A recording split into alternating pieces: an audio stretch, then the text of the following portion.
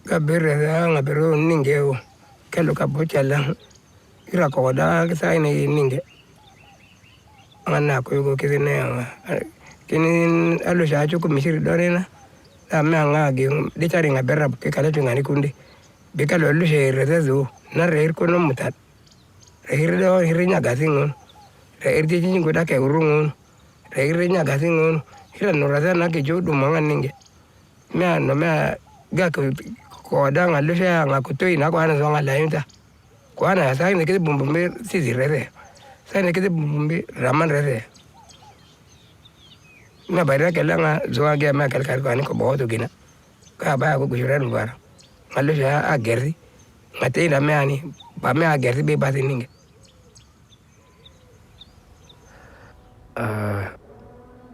مشاهد كيف طرفين اللي هن سوريين اللي هن رفقاتي واخواتي واهلي بطراف العيله مستعد يمسك سلاح ويقتل اللي جنبه كرمال سياسه هي طرف. السياسه هي بديل على الانسانيه هي الاهم. السياسه هي عباره عن علاقه مصالح بين دول كتير كبيره وعالم كتير فوق. نحن عالم درويش ودخلنا بالسياسه، ليش تتفوت؟ انت ما رح تغير شيء اذا حكيت. فلما بلش الموت، لما اشوف الموت قدام عيوني، لما رفقاتي شوفهم ملقحين وما عم يتنفسوا، بعد التفجيرات يصير التفجير، صار تفجير قدام بيتي كنت عبعد عنه إشارتين مرور، التاكسي اللي كنت فيه انكبس هيك. لما يصير تفجير وشوف ايدين ورجلين بالارض وشوف دم وشوف مخ وشوف عند باب بنايتي كانت في ايد ملحوشه، جارتنا كانت طالعه تاخذ ابنها من المدرسه مثل المجانين، غميت بالارض بس شافت المنظر. بعد ما شفت كل هاد خلص ربت عندي خوف وحذر مو طبيعي. الانسان ممكن يقلب وحش بالنسبه إلي، خلص يعني انا ما بثق ببشري غير حالي. ولهيك وطدت علاقتي بالروحانيات والى اخره، لانه انا جانبي البشري او الانساني او الملموس او المحسوس ما عاد يعني لي شيء. كان 1970 ហើយចេះ78យើងនឹងចង់78ហ្នឹងណាបើនោះក្រុមគ្រួសារខ្ញុំគេបញ្ជូនទៅពោធិ៍សាត់តែពេលនោះបងប្អូនខ្ញុំ4នាក់ស្លាប់អស់ហើយគេសម្លាប់ទាំងអស់ទី1មុនដំបូងបងស្រីខ្ញុំ2នាក់គេបង្ខំឲ្យរៀបការពេលនោះបងស្រីខ្ញុំអត់ព្រមទេក៏គេចាក់នឹងចំពោះទងស្លាប់នៅចំពោះមុខខ្ញុំហើយខ្ញុំក៏អត់ដឹងថាអាហ្នឹងការស្លាប់របស់គាត់ខ្ញុំអត់ដឹងទេខ្ញុំនៅក្មេងខ្ញុំទៅ14 15ឆ្នាំហើយក្រោយមកក៏គេយកឪពុកម្ដាយខ្ញុំទៅសម្លាប់ទៀតចុងក្រោយយកទៅឪពុកម្ដាយទៅសម្លាប់ខ្ញុំក៏រត់ទៅរកឪពុកម្ដាយពេលនោះគេសម្លាប់ម្ដាយខ្ញុំប្រលាក់ចូលក្នុងដៅហ្នឹងគឺចាក់ចំពោះទងទាំងអស់និយាយរួមគ្រួសារខ្ញុំសិតស្លាប់ 3-4 នាក់គឺចំពោះទងទាំងអស់ហើយក្រោយមកក៏វាចាប់អូសខ្ញុំទៅកន្លែងព្រៃមួយហ្នឹងក៏ចាប់រំលោភខ្ញុំ3នាក់ត្រង់ចំណុចហ្នឹងហើយដែលខ្ញុំចង់ចាំអត់ភ្លេចគឺខ្ញុំពេលនោះខ្ញុំរើមរាស់ជាមួយគេប៉ុន្តែរើអត់ឈ្នះគេរហូតដល់3នាក់ឯងខ្ញុំ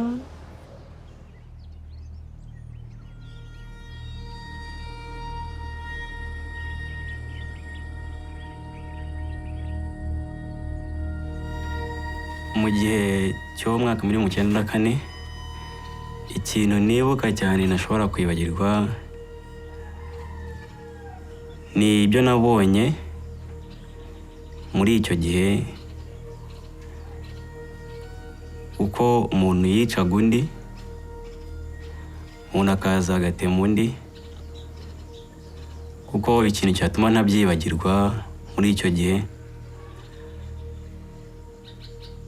hapfuye umuryango wanjye mwinshi bicaga abantu mbireba. ikintu ntashobora kwibagirwa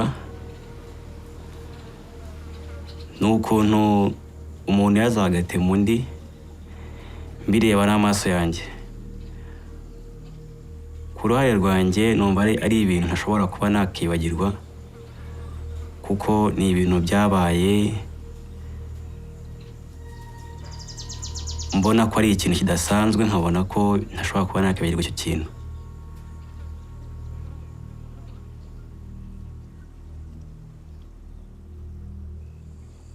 nubwo ubwo mu gihe cy'intambara nyine nari ndimo mvuga ikintu cyambabaje cyane. Ubwo twarahunze, maze guhunga mbese ntandukana n'ababyeyi. Maze gutandukana n'ababyeyi baho njyenyine, ba mu Masaka, bamo hafi nk'ibyumweru 2. Ubwo mbese nyuma yaho umuntu araza aramfata arambwira ngo ese ngo uri igiki. Yewe rero kubera ko nari undi umwana cyane, ntabwo nari nzi gutandukanya umutu n'umututsi, ntabwo nari mbizi. Noneho ubwo ngubwo akajya mfata, agafata intoki zanjye, akagenda afata umubiri wanjye, akavuga ngo ndi umututsi, ngo nimba ntari umututsi ngo ndavangiye. Akajya abwira abo bantu ngo nibandase, ngo bankureho. Noneho nkajya muga se murandasa munyica, muranyicira iki? Kari nta kibi nakoze, muranyicira iki? Noneho ubwo nyuma yaho haza ubwo bararasa cyane, amasasu menshi cyane. Maze kubarasa amasasu menshi cyane ndirukanka. Noneho maze kwirukanka aho ngeze hose nkajya mbona ni imirambo y'abantu, amaraso. Noneho ngeze aho ubwo nahise nicara ndavuga nti Mana bibuka ushaka.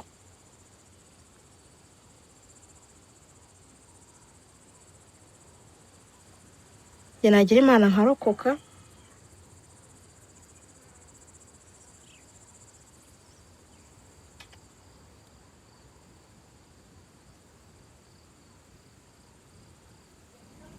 حتى من أول لحظة حملت فيها السلاح كان في نوع من أنواع الخوف. يعني الخوف موجود عند كل البشر، وخايف كمان إني أشيل دم أو كذا وهيك، أو إنه شيلت السلاح. أنا صرت يعني من معلم مدرسة إلى مسلح، بس في شيء أجبرني، يعني في مناظر أو أمور أجبرتني. لما أحيانا بيسألني إنه يعني أحيانا تخطر بباله أفكار إنه بابا ليش الحرب هاي كلها ما بدها تنتهي؟ إنه بابا ليش أنت مثلا تقتل العسكري ما عنده أب وأم عم يستنوه وعم ينتظروا مثلنا؟ يعني بابا بقول له إيه مزبوط الكلام. بابا كان ليش بابا؟ بقول له بابا لأنه هو على خطأ وإحنا على صح. طيب ليش هو على خطأ؟ إيه بابا هو على خطأ، هو عم يقتل أطفال، عم يقتل عائلات، عم يدنس المساجد، عم يقصر المساجد يا بابا. إحنا عم ندافع عن الإشي هذا. فإحنا بنحاول دائما الأطفال نبين لهم كل هالأمور هاي. يعني إنه صحيح أنا حملت سلاح، بس حملته في شغلات أجبرتني على حمله، ولا مو حب إنه أرتكب إنه أحمل دم على رقبتي مدى الحياة وأحس بذنب إنه أنا قتلت إنسان. لا، ما حد بيحب يقتل إنسان أو يلوث يديه بالدماء. ما بخافش من الموت. أنا بخافش من الموت بس لأجل سوريا. بخافش من الموت لأجل أبوي وهذا. لو إنه ما توفاش أبوي كان بخاف من الموت. أما هسه ما بخافش من الموت. لو إنهم يذبحوني يموتوني يفجروني بقذيفة ما بخافش. مو منه يلحق أبوي ولا ظني بسوريا. Tungana, tenti mini só somo, até que me tem que na chance para tenti frete me de venger. Tungana me fazo, porque betin bede, na quando só femina nisso betin bede, me fazo a como você, quand même binga que, porque me venger déjà, frete me zumbi gang batlo so, quand même déjà na maison à cause du et si me fago assim 10 ou 15, binga de que, quand même bisa a limite na lete quando frete me só, malgré le coup, mais quand même amena zunga a queen batilo. Et puis, bête mina dia ouais, bi genre de tranquille. עד שערב אחד באמצע תקופת המילואים הובלתי כוח של היחידה שלי לתפוס מחבל מתאבד בכפר בפאתי שכם. ואחרי שהובלתי את הכוח היינו צריכים להוציא אותו וירינו על הקירות כדי שהוא ידע שאנחנו החזקים. ויצאה מהבית אישה עם ילדה לידיים וילדה קטנה לידה. היה 3 לפנות בוקר והילדה בבהלה רצה לקראתנו. פחדתי שתתפוצץ עליי ועל החיילים. צעקתי לה לעצור בערבית, היא לא עצרה. יריתי כדור מעל הראש שלה, היא עצרה. ובאותו רגע נעצר גם משהו בי. וזה היה הרגע הקצר, הארוך ביותר בחיי. הילדה נשארה בחיים, וגם אני נשארתי בחיים. אבל באותו רגע מת משהו משנינו. בילד שיורים עליו, משהו מת, אני לא יודע מה, אבל משהו מת. במבוגר שיורה על ילד, משהו מת, וכשמשהו מת, משהו חדש חייב להיוולד. התחושה של הבושה שיריתי בה, התחושה של הכאב, ובעיקר התחושה של פרק האצבע המורה ביד ימין שלחצה על ההדק, ירדה על ילדה. אני חושב שזו נקודה שמשהו חדש התחיל להיוולד.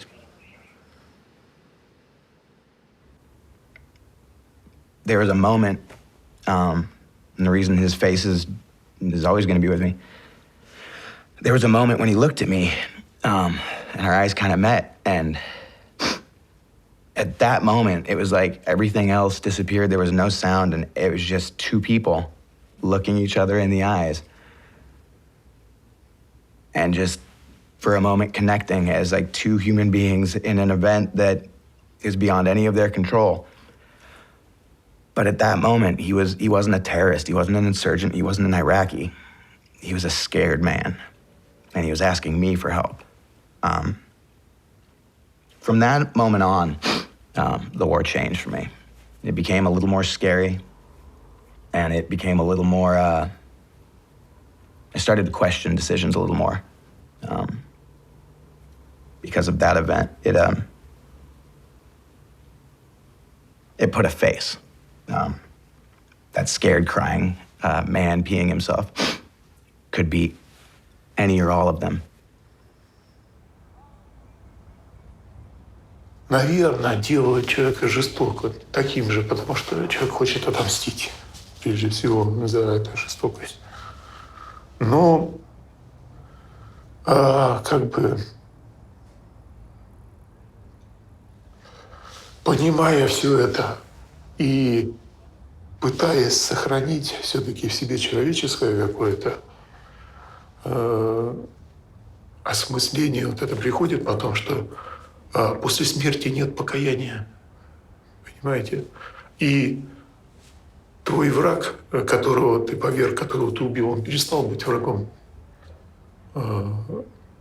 И приходит осмысление, что для чего это все, зачем мы убиваем друг друга, и конца этому не видно, понимаете? То есть человеческая натура, наверное, устроена так, что, убивая другого человека, человек потом все-таки приходит к мысли, что этого можно было все-таки избежать как-то. Потому что жить с этим потом не так-то просто.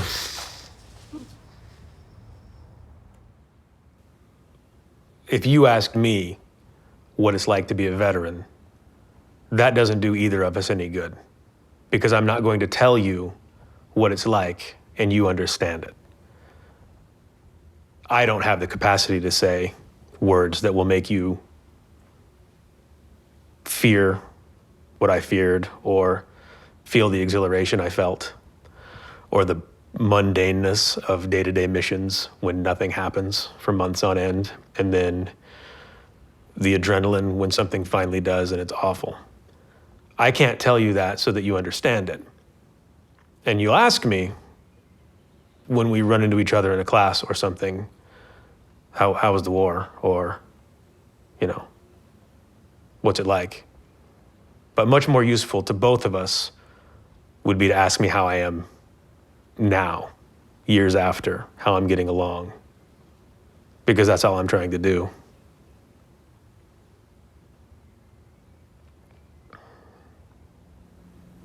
One of the most impactful things that will occur after being in combat is the feeling of killing another human being.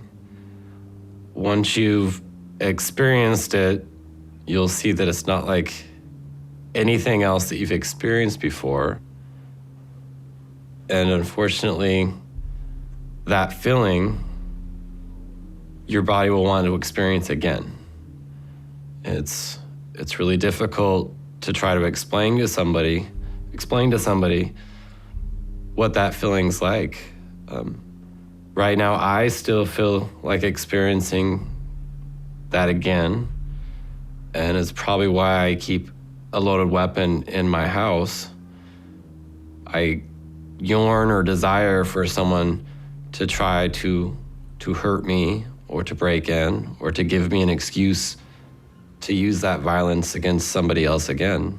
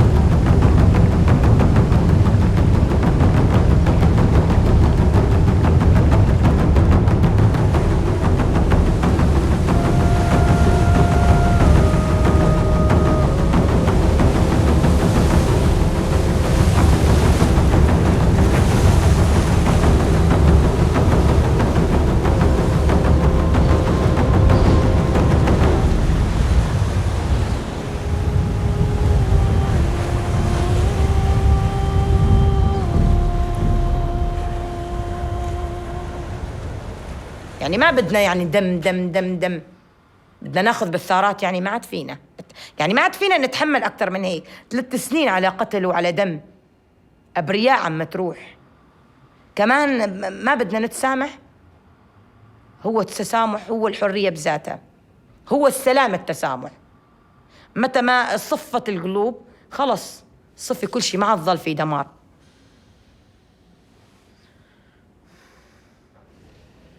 On the 16th of January 2007, an Israeli border police shot and killed my 10-year-old daughter Abir in front of her school in Anata, where I live.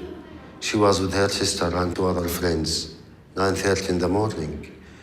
In her head, in the back, from a distance of 15 to 20 meters, by a rubber bullet. Abir wasn't a fighter.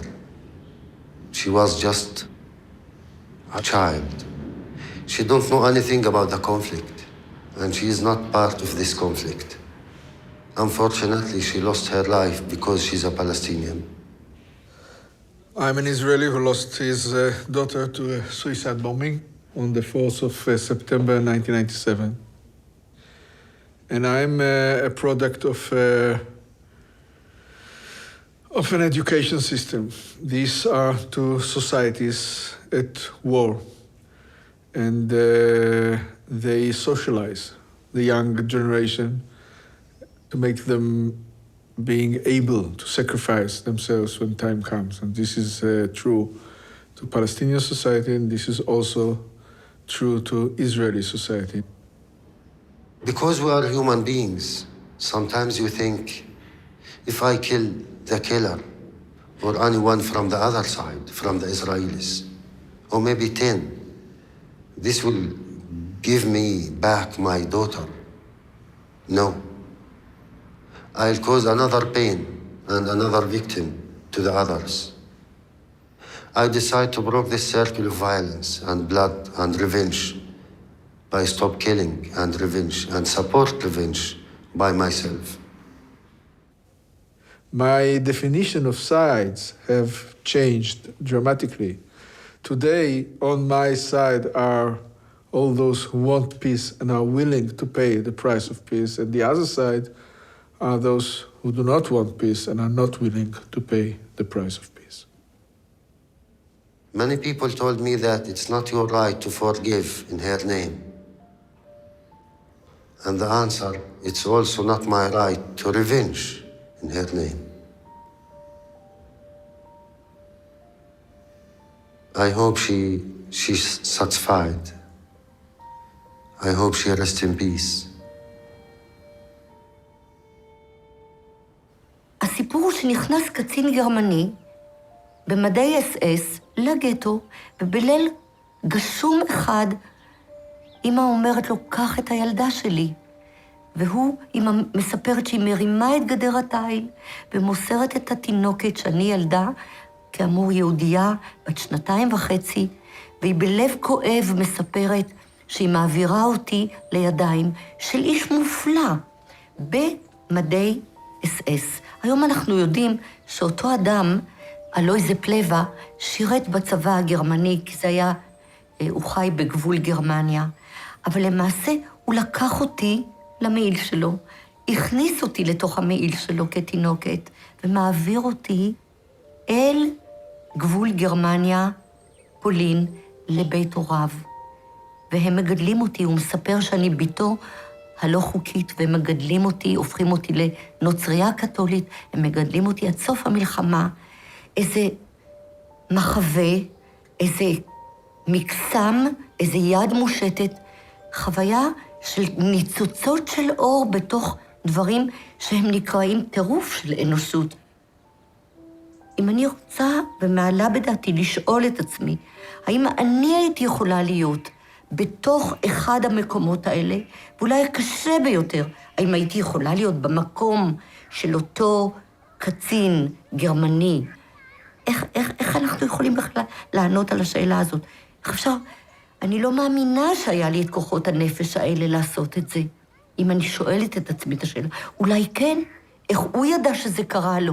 מי יודע שיש בתוכו, ואיך מתחברים אל אותו רגע אמת שאפשר להקריב את עצמך, את חייך היחידים, למען מישהו אחר. אולי שאלה ללא מענה, אולי שאלה שאחרים יוכלו לענות עליה, אבל זה כאילו מתבקש לשאול את זה.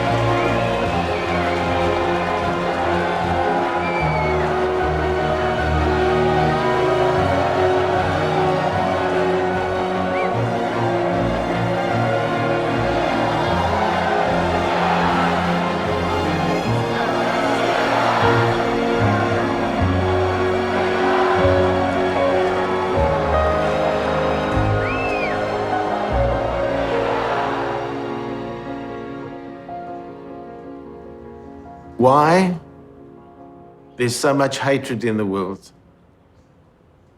Why people have to kill.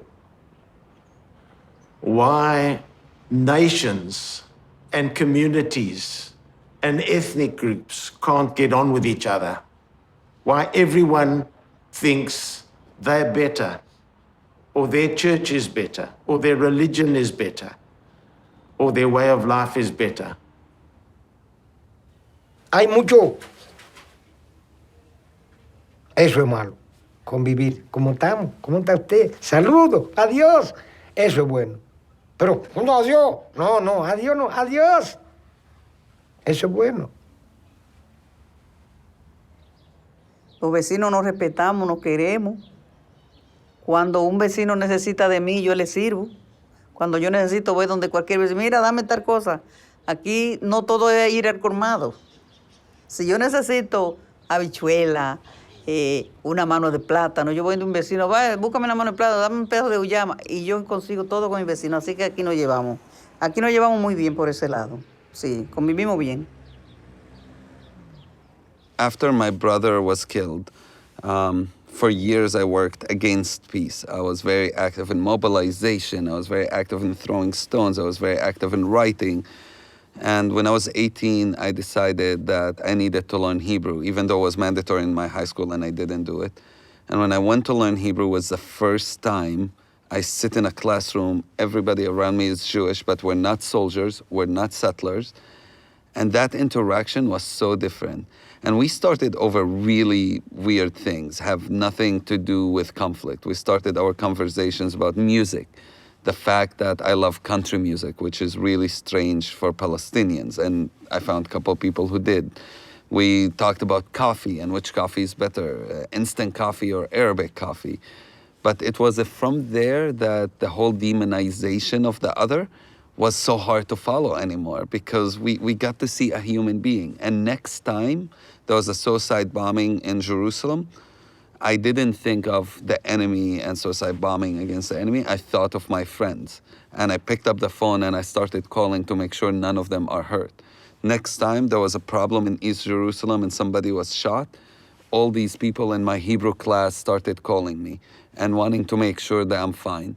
And that interaction, that reality, made me come to a point of understanding that we have to bring down those walls that separate us. And if we know each other a little better as a humans, we might be able to also love each other instead of kill each other.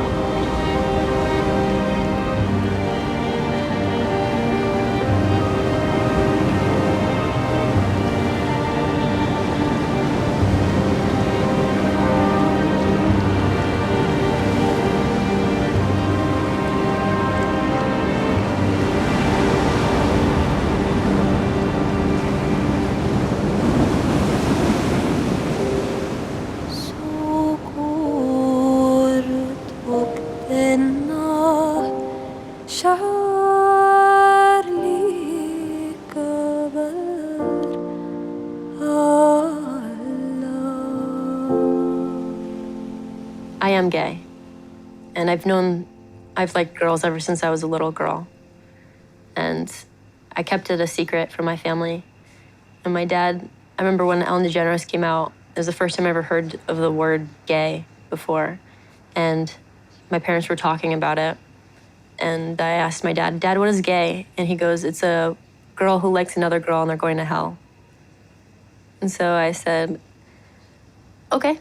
And I walked straight up to my room, closed the door very quietly, and then I bawled my eyes out into my pillow. And I prayed to God every day to please let me like boys. Please make me straight, because I knew I liked girls. And so I tried pretending I liked boys and stuff, but I never did. And then I met, to me, the love of my life. And her name was Jen. And gosh, it was just like my world changed. And I didn't really care about anything else. I just knew I wanted to be near her. And that was love to me. I don't even identify as gay because I'm not sure what its relevance is. I'm a man who loves somebody, and I'm a father, I'm a brother, I'm a pain in the ass, I'm lovely, I'm terrible, I'm lots of things. And it's not the gender of the person that I love that defines me, it's the quality of my loving that defines who I am. So the fact that I love a man says nothing about me. The power, the passion, the strength, the purpose, the integrity of the love that I have for Paul says everything about me. It wasn't easy for me to be with a woman in my country because, first of all, women who are with other women will be raped, will be killed, because men will think you are a waste. Men will want to correct you and rape you to become a woman. So also for me, for somebody who was married and actually come out of marriage and actually take that decision was actually a very difficult thing to do. And also as a mother, to actually have to explain that to my son, that I am now going to be with a woman and my family. So it was really a huge step to take, even my in-laws. So there were just so many things, and the society. But at the same time, I had to listen to my voice because I live once. J'ai vécu dans le mensonge. Et j'ai de nombreux défauts, comme tout le monde, mais parmi ce que j'estime être plutôt une qualité, je suis quelqu'un de franc, de direct, de transparent. Donc ça m'a été particulièrement difficile de vivre ces 30 années dans le mensonge. Alors pour être un peu plus précis, pas trop, j'aime bien découper les choses, les premières années après mon mariage, parce que je savais que je préférais les garçons, mais j'en étais pas complètement, malgré l'expérience que j'avais eue pendant 1 an et demi, voilà. Et ça se passait plutôt bien. Mais très vite, on est quand même rattrapé par ses désirs, ses pulsions, son attirance. Et donc, on est dans le mensonge par rapport à soi-même. C'est ça qui est le plus difficile à vivre, voilà. Par rapport à sa femme, par rapport à ses enfants, à son entourage, par rapport à tout le monde, quoi, hein, voilà. Et c'est ça que j'ai eu le plus de mal à vivre, voilà. Yeah, being a lesbian is not a choice, man. Something that is inside you. And that no one can help, or it's not curable, or it's not a disease actually. Because they always say we're sick. Our families even take us to the doctors, to the sangomas, but you just stay there. It's difficult with my grandmother because she doesn't approve with me being a lesbian, and she hates the fact that I'm one. Even I had to leave home and go stay on the streets because of my sexuality. I even had to force myself with guys so that my granny can approve, to get my granny's approval. And it hurts because I had to do stuff that I really didn't want to do. Even though I did that, I even asked a friend of mine who is a dude to pretend as if he's my boyfriend. But that guy, what he did, he forced himself to me, and then he left me with HIV. And that was in 2003. I did all that just to get my granny's approval. But now, I know that I don't have to do anything to please someone else. Ne pas se sentir reconnu, ne pas se sentir compris, ne pas se sentir aimé tout simplement dans sa famille. Aimer, oui, mais pas aimer pour ce que l'on est. On a envie de partager quelque chose. Quand un homo, il ne sait pas si c'est mal ou pas mal. Et si on lui dit, mais c'est bien ça, enfin c'est bien, c'est comme ça, il ne pense plus. C'est à peu près comme quelqu'un qui sait pas s'il va avoir un cancer. Il sait pas s'il a un cancer ou pas. Et si on lui dit, mais t'en as pas un. Un homo, il se demande ce qu'il a. Il sait pas si c'est grave ou pas grave et qu'est-ce que ça va faire. Donc si on lui dit, mais ça, il n'y a rien de plus merveilleux que des parents qui disent, et puis. T'es homo et puis. La seule chose, c'est qu'il faut que tu sois heureux. Pour moi, c'est tellement évident que c'est ce « et puis » qui manque souvent. Mes parents, ils avaient tellement peur que je reste homosexuel que quand je leur ai dit que je changeais, ils s'y ont vraiment cru. Et même si mes parents ils me posaient des questions tous les jours, ils me demandaient « c'est bon, t'as changé? C'est bon ?» Et comme je sais que c'est pas possible de changer, je fais comme si j'ignorais la question, je me prends pas la tête. Et au bout d'un moment, mon père, il n'en pouvait plus. Donc il s'est mis à m'engueuler, à me crier dessus, à me frapper et à me dire je sais que t'as pas changé, je sais que t'es toujours comme ça. Et à me dire si tu te fous de ma gueule, moi je vais te faire vivre un enfer et tu dois partir maintenant si vraiment t'es comme t'es. Alors je suis parti. J'ai pas hésité une seconde, je suis parti. J'ai pensé à quelque chose. J'ai pensé à mon petit frère. Je me suis dit, mon père quand même il nous frappe. Mon petit frère, c'est pas possible. Je peux pas le laisser dans un monde comme ça où il va être tout seul parce que mon grand frère est parti. Moi je pars, lui il va être tout seul et c'est lui qui va tout se prendre. Il y a un moment où stop. Donc il y a un moment où je suis revenu, je sais pas, un mois après je suis revenu et j'ai tout dit à mon père. J'ai dit que j'en avais marre, que j'en avais marre qu'il me frappe et je lui ai tout raconté, tout ce que j'avais sur le cœur pour lui faire comprendre qu'il avait tort de nous frapper, que ça c'était pas dans la vie de tous les jours, que c'était pas normal, que au contraire, mon homosexualité est plus normale que le fait qu'il nous frappe. Et on a passé, je crois, 3 heures à parler, 3 heures. Je lui ai tout raconté, je lui ai raconté tous les moments que je me souvenais frappants de ma vie où il me frappait.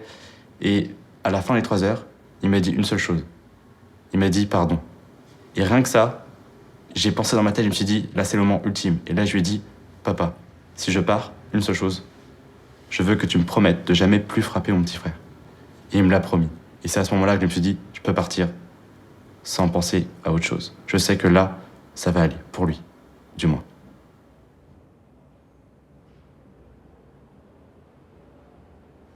I have a son who's now 31 years old, who I love very much. He's gay, a gay man, and the day that he came out was quite significant. I knew that he was struggling with something. He'd been suicidal, and he was 18 years old. And he said to me one day, "Dad, I've got to tell you something." And I said, "Okay, son, tell me, what is it?" And he went pale. He really went white, and he said, "Oh, I feel sick." And my heart really went out to him. And at that moment, I kind of knew that he was going to tell me he was gay, although I hadn't made that connection because he's quite masculine in his traits.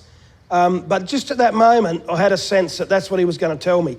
So I said to him, "Son, let me guess. Let me make it easier for you, I'll guess." And he said, "Yeah, okay." And I said, "You're going to tell me you're gay, aren't you?" And he went, "Yes, I am." And I just really, really felt for him because it was such a struggle for him to tell me that. And everything sort of made sense because he didn't want to be gay, and that's why he'd been suicidal. And so I just gave him a big hug and said, "I love you anyway, son. It doesn't make any difference to how much I love you." And I think that our relationship has really been a lot stronger since then. So that's been a journey in itself. Я пригласил человека к себе домой, с которым мы уже раньше общались. И потом, когда я что-то готовил на кухне, он параллельно открыл дверь, впустил своего приятеля И мне дали бутылкой по голове, кругом были осколки, было много крови. К моему горлу поднесли осколок бутылки, нож, и сказали, что сейчас меня убьют, потому что я гей. Естественно, слово «гей» звучало не так. Была нецензурная лексика. Мне было безумно страшно, и у меня все пересохло во рту, и параллельно я кучу мыслей, наверное, перекрутил. Я понимал, допустим, что я же не боюсь умирать. Почему мне так страшно? И я понял, что я просто не хочу умереть сейчас. Я вспомнил, как годом раньше я был на похоронах своего знакомого, которого убили, потому что он был геем. Я вспомнил те случаи, когда действительно убивали людей. Мне стало очень страшно.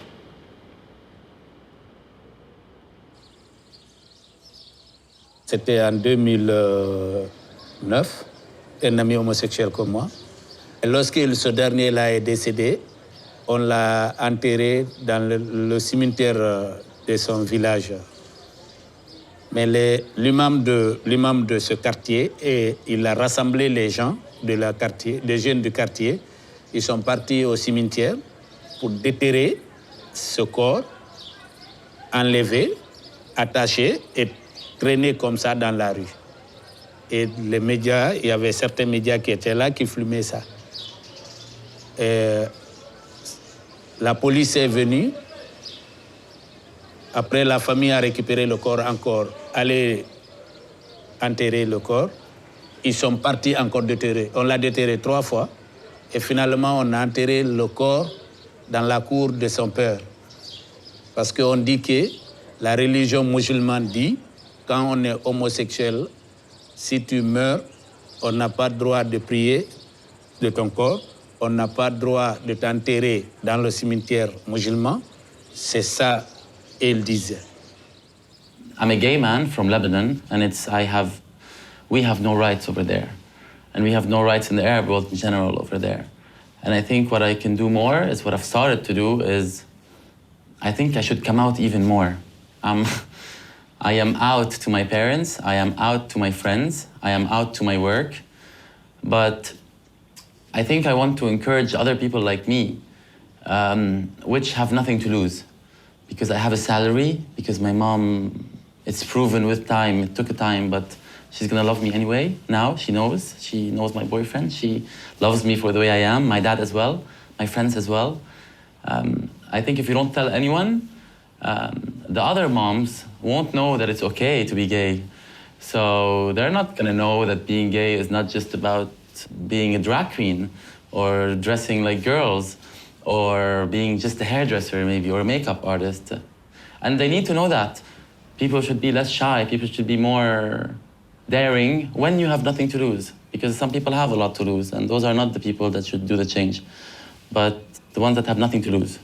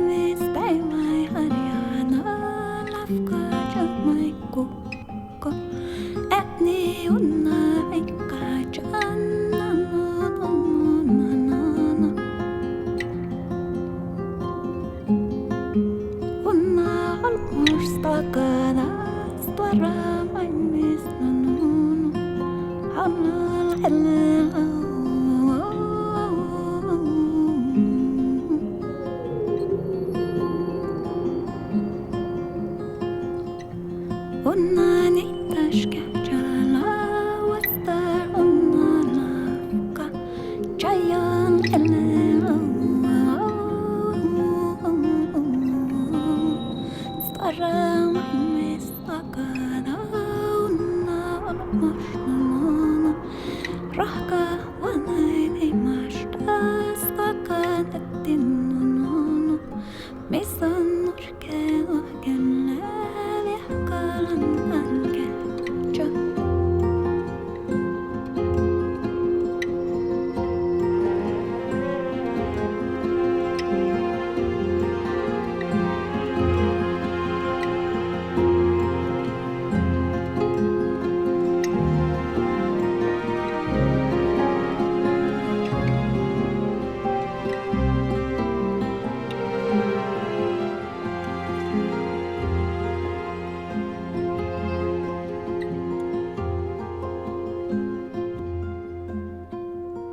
La familia para mí es comunión. Es llegar a tu casa y encontrar a alguien que te abrace y te diga, qué bueno que estás aquí. Ayudar a mis hermanos a hacer algo que ellos no pueden, que yo ya pude, por ser uno de los mayores. Enseñarle. Ver a mi papá llegar del trabajo, satisfecho, sentado en su sillón y pues poderle servir un café. Creo que me hace sentir bien. Algo que como que te llena por dentro. Y si te falta uno, te queda como que un hueco en el corazón, así como que, diablos, ¿qué pasó? ¿Dónde está? Creo que la familia es algo feliz, notable. Es otra cosa. Te llena. Lo más difícil para mí de toda mi vida, el fallecimiento de mi papá. Porque pues...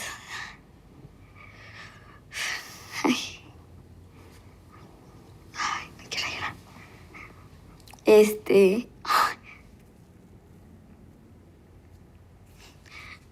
Fue con el que me apoyaba mucho.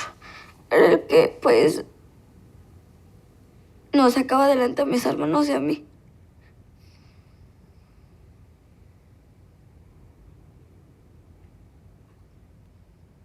Lo que nunca podría perdonar sería a mi madre, porque haberme vendido no fue una buena idea. Si ella tuvo algún problema, lo hubiera aceptado, pero no fue conveniente que ella me vendiera, porque somos sus hijos y le dolió tenernos. Y pues eso es lo que nunca yo perdonaría.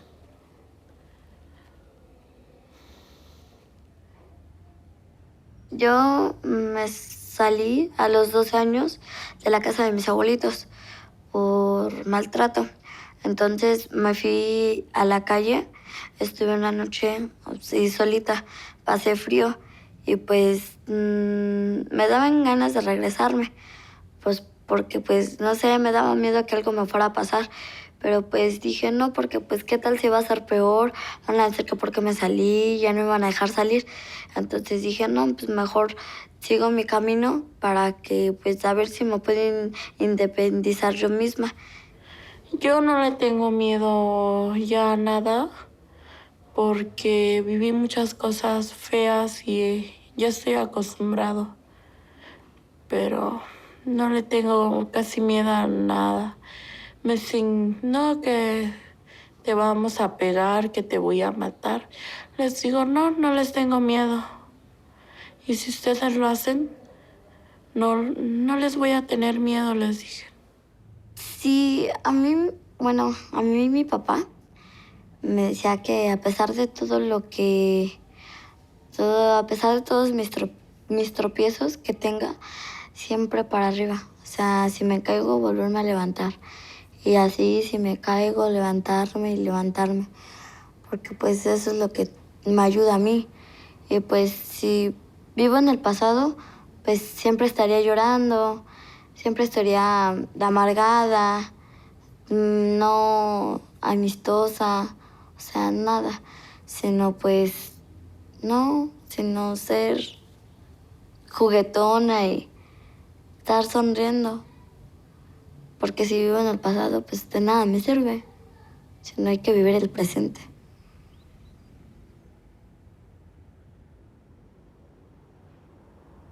Mi padre fue un gran hombre, un guerrero. Trabajaba todo el día. Era un pintor de carros y vivió una de las épocas más duras que ha vivido la ciudad de Medellín. Eran los años 80, donde el dinero del narcotráfico, de no trabajar, ese dinero del narcotráfico transformó la figura del padre, porque era el hijo que traía el dinero y aportaba más que ese obrero.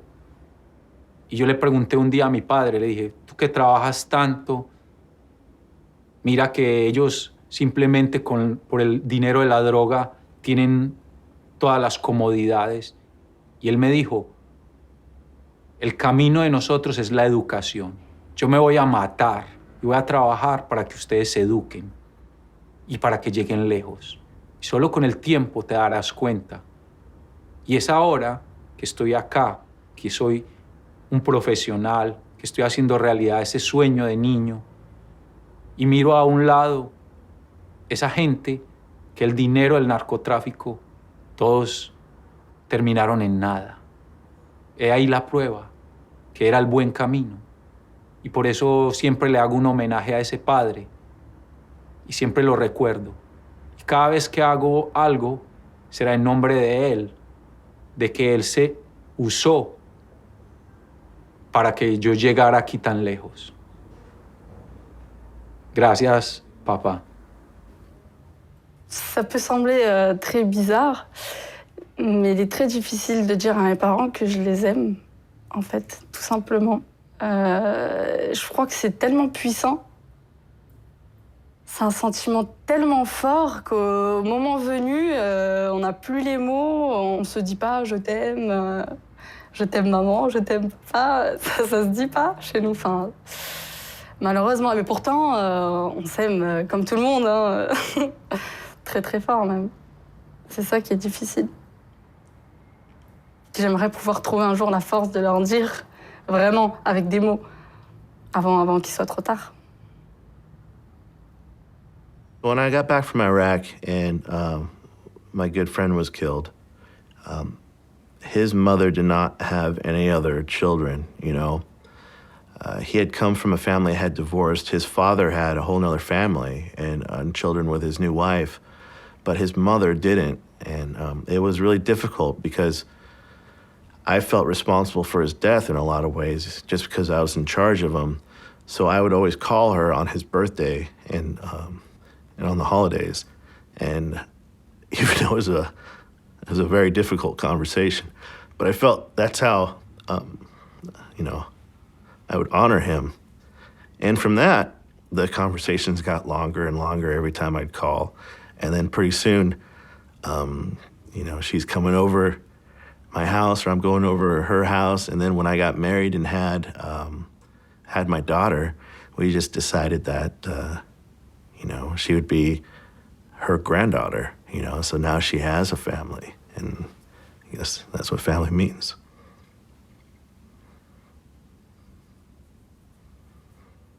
I think when I was young, I didn't think I was going to stay in the community of religious that I had joined. And I suppose I didn't understand what I was actually doing and that I was maybe making a decision which meant that I wouldn't have children and I wouldn't have a family as other people had. I don't really think I understood that. But later in life, I had a sister who died of cancer, and when I saw her family, I realized that when I died, there wouldn't be anybody to mourn me in the same way. Sorry.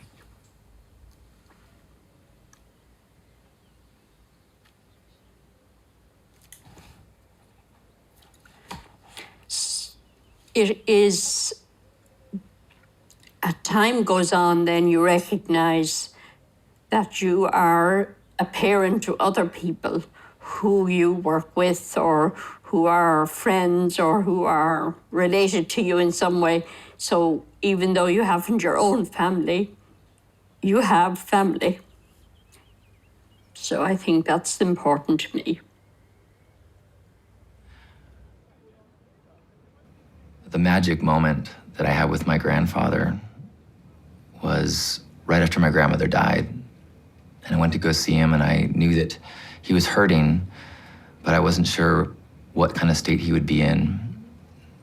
And she was his partner 65 years, as well as his driver. And I went to see him and said, "Grandpa, how are you doing?" He said, "Did you know that for $4, I can get a shuttle anywhere in the city?" I was like, "Wow, that's great, Grandpa." And he said, "Well, I went to Save On, I went to the grocery store and went to the woman behind the counter and said, I have this list of things, could you help me find them? My wife has recently changed her residence to heaven." And I said, Grandpa, man, you always help me see the glasses half full. And he leaned back and he looked me in the eyes and he said, it's a beautiful glass.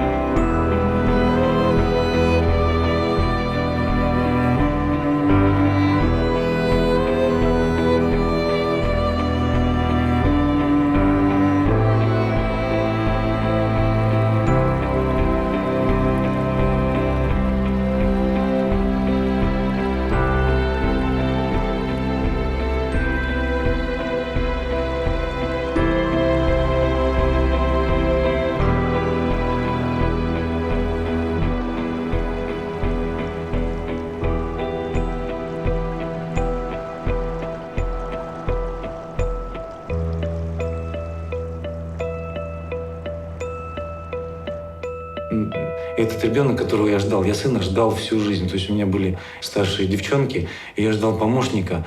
И сейчас хочу еще так же, чтобы был у меня ребенок-помощник. Но у меня помощник в том, что он мне подсказывает, он мне молчит, он смотрит на меня. Когда мы с ним что-то делаем, что-нибудь где-нибудь строгаем, стучим, я ему объясняю и проговариваю. Есть такая притча. Когда Господь сидел и распределял, кому, какого ребенка, в какую семью отправить, ангелы сидят и говорят: Господи, почему ты этого тяжелого ребенка отдаешь в такую семью? Им так хорошо, они живут счастливо. Зачем им это? А он говорит: это мне для того, чтобы они могли ему донести, что есть я. Листочек на дереве, ветер. И я постоянно проговариваю ему.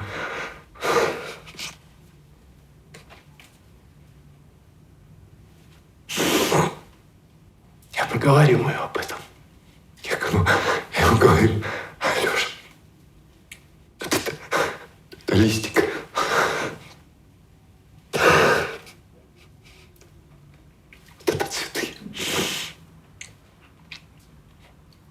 Вот это радость. Мы с ним выходим ночью. Я ему объясняю, что такое звезды. Я говорю: сын, звезды. А он видит это и смотрит на меня взрослыми глазами, не по возрасту. Еще не такое, что дух, который в нем живет, он намного сильнее меня. И он меня ведет. Ведет меня, нашу семью, детей. И поэтому я только сейчас начинаю понимать, что такое любовь. Изначально любовь к себе. Потому что для того, чтобы жить вместе, надо любить себя. Любить себя.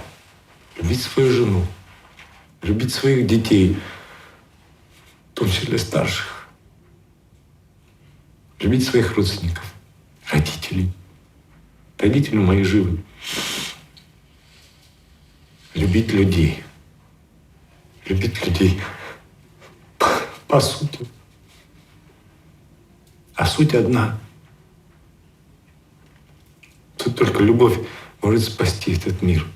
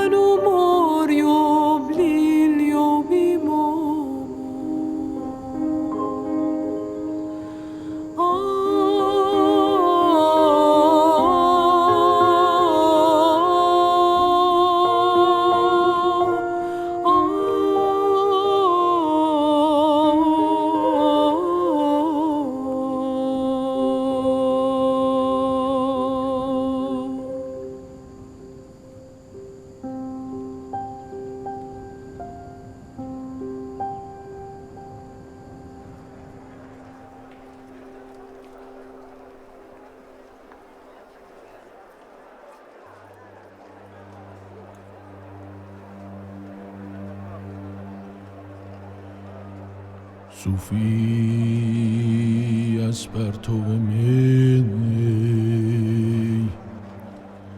راز نهانی دانست گوهر هر کس از این لعل توانی دانست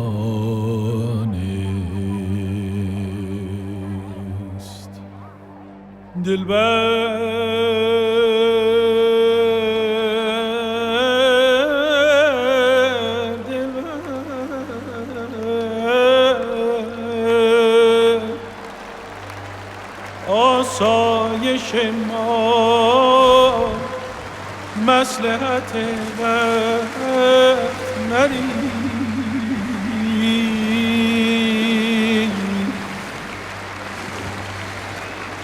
هر که غارتگری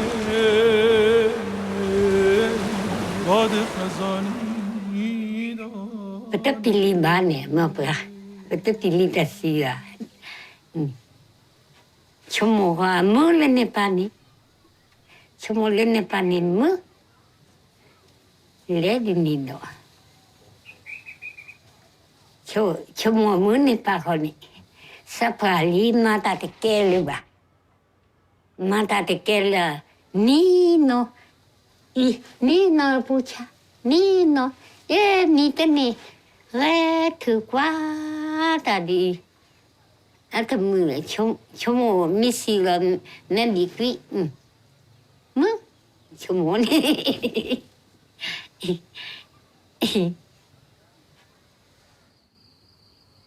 Après la mort, il n'y a plus rien. Et on va rigoler. On va au ciel, mais on ne prend pas le bon chemin. Quand on va à la terre, on va au ciel, on ne prend pas le bon chemin. Alors, je ne pense pas qu'il y ait une vie après la mort, moi. Je n'y crois pas du tout à ça.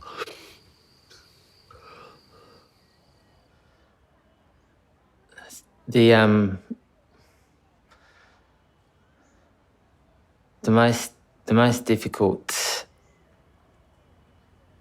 experience I've had in my life is, I think, losing my father.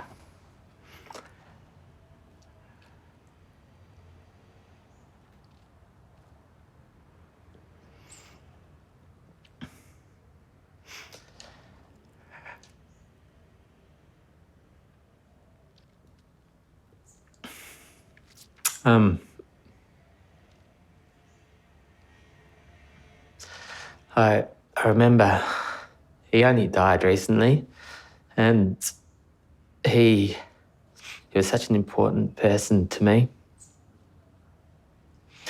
Because I think, he taught me how to live and enjoy life. And,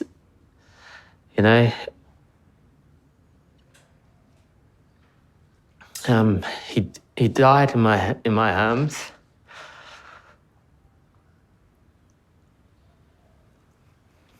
And I remember just before he died feeling this coolness, the warmth of his body just disappearing, and this coolness just enveloping it. And he just died, and it was just like, part of him leaving his physical body. And it just, for me, it was just a little moment of just seeing how precious life is and how meaningful we all are to each other. I'm not afraid of dying. I don't know if God exists or not, but I choose to believe. And when I look at the universe, I hope there's a place where our spirits can go and where we'll recognize each other. And as well as my parents, I would really love to meet again my best friend Shawnee, who died when he was 21. And I'd love to spend time with him, hitchhiking through heaven as we used to do as youth here on earth. I also would love to meet the many good people throughout the generations who tried to make a better world and who tried to work for a world of justice and peace. For me, that's what's most important. And indeed, when we look at the great religions and philosophies and ideologies, and when we try to simplify the complex dogmas and theologies, it all comes down to love. So I hope my spirit is taken up in a great ballet and a great cosmic dance of love, where there's no more suffering and there's no more sorrow, where we can no longer hurt or be hurt, and where we can truly celebrate the great gift of consciousness, the great gift of being, the great gift of life. And if, in the end, there is no God, I'm still thankful for the gift of life. I've often thought the last two words I would like to utter just before I die are thank you. Thank you for the gift of life.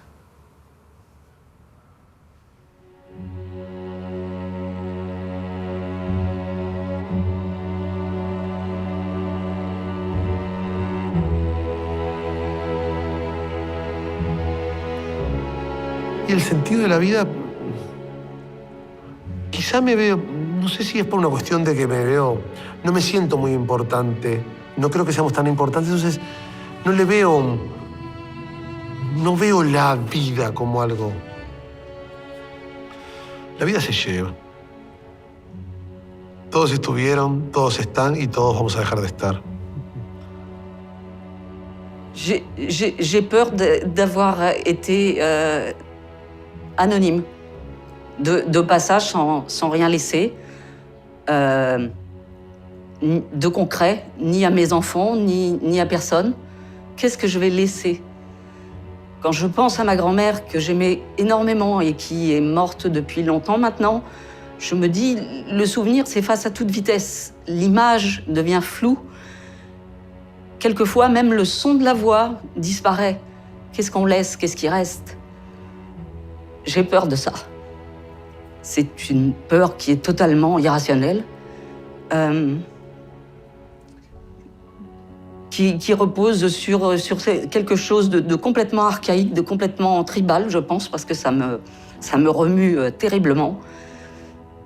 Et je ne crois pas que ce soit quelque chose qui soit de l'ordre de l'orgueil ou quelque chose comme ça.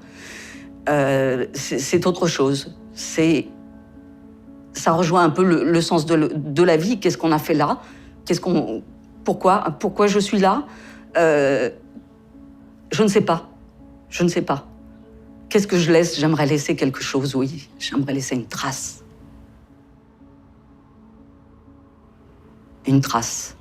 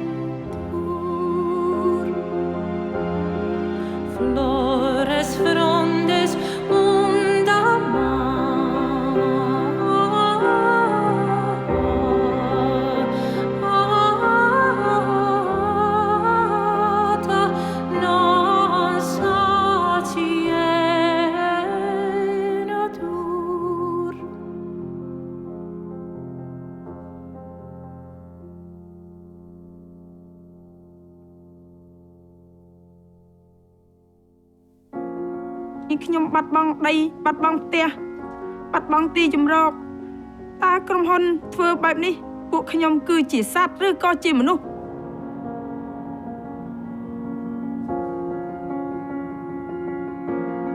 He said, you have to go back to your country. I said, where is my country? I don't have a country, man. It's a killing ground. Filay des mais liggéey moo fi amul da ngay gis kër ak lëmm nit xëy di tëdd ak a jug.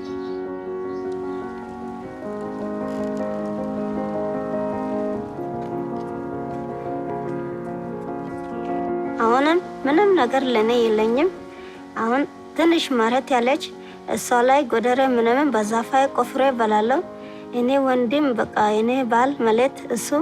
is completely unacceptable to me to see how closely the affluence of the few is tied to the misery of the many.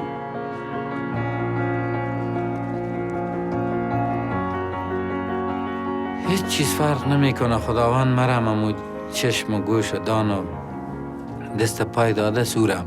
منتها یک چیز فرق میکنه که یک آدم علمش بالاست، خوانده است، من نخوانده. Losing half of my body